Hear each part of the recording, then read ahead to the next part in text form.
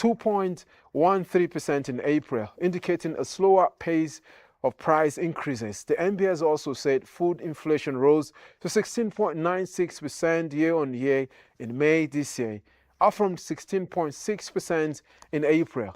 However, this remains lower than the 24.55% recorded in May 2025. On a month-on-month basis, food inflation slowed to 2.98% in May, down from 3.63% in April. The Bureau attributed the movement in food prices to changes in the average prices of items such as onions, maize grains, melon, water yam, cassava flour, crayfish, fresh pepper, tomatoes, wheat grain, cassava tuber, yam tuber, sweet potatoes, ginger, plantain, cowpea, and others. The Naira this week appreciated to 1,389 per dollar in the parallel market. It, however, depreciated to 1,356 Naira per dollar in the Nigerian foreign exchange market. Data from the Central Bank of Nigeria showed that the indicative exchange rate for the market rose to 1,356.50 per dollar, indicating 50 kobo depreciation for the Naira. Consequently, the margin between the parallel and official markets narrowed to 32.5 Naira per dollar.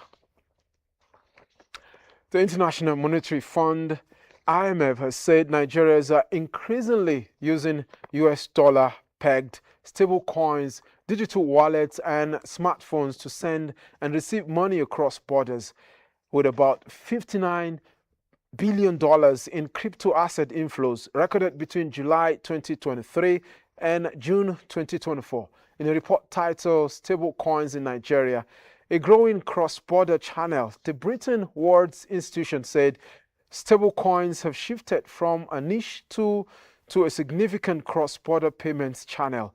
Authors of the report, IMF Mission Chief for Nigeria, Axel Skimfonfin, and Bo Zhao, economics of the IMF Strategy, Policy and Review Department, noted that China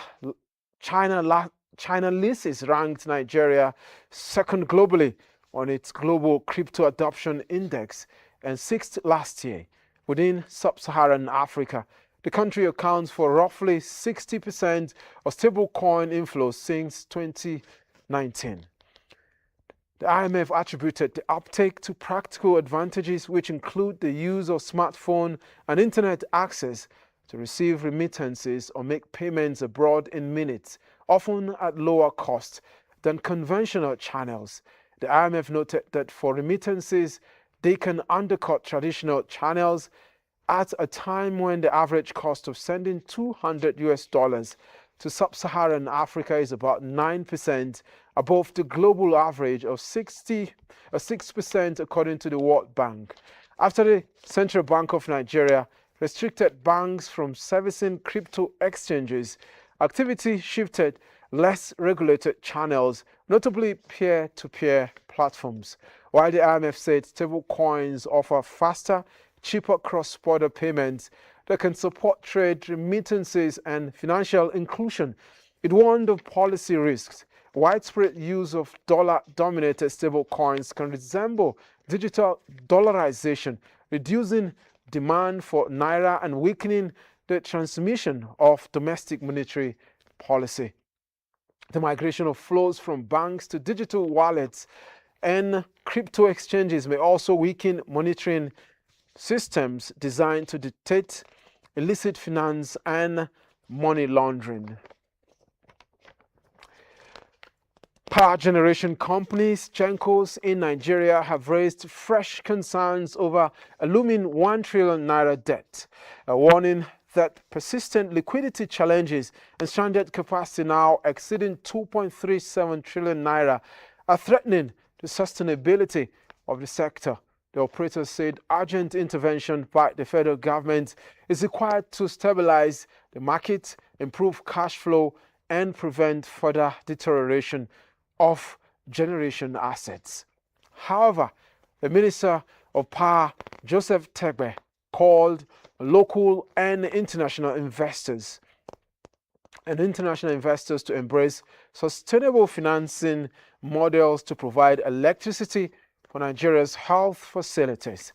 The alarm comes amid new data showing that Nigeria's power sector continues to struggle with significant underutilization of available capacity despite years of incremental improvements in installed generation. According to data presented to the National Assembly by the Association of Power Generation Companies, total available generation capacity rose from 4,214 megawatts in 2013 to 7,311.20 megawatts as of May 2026. However, actual average dispatch stood at just 4,222.40 megawatts, leaving 43.25% of total capacity stranded. And this underutilization has translated into substantial financial losses to GENCOs, with capacity payment shortfalls estimated at over 2.376 trillion naira between 2015 and May 2026. For 2026 alone, capacity payment had already reached 93.34 billion naira as of May, signaling a reversal of modest improvements recorded in 2021 and 2022. GENCOs attributed the persistent stranding of power to gas supply constraints, inadequate transmission infrastructure, and distribution bottlenecks, which continue to limit the national grid's ability to evacuate generated electricity.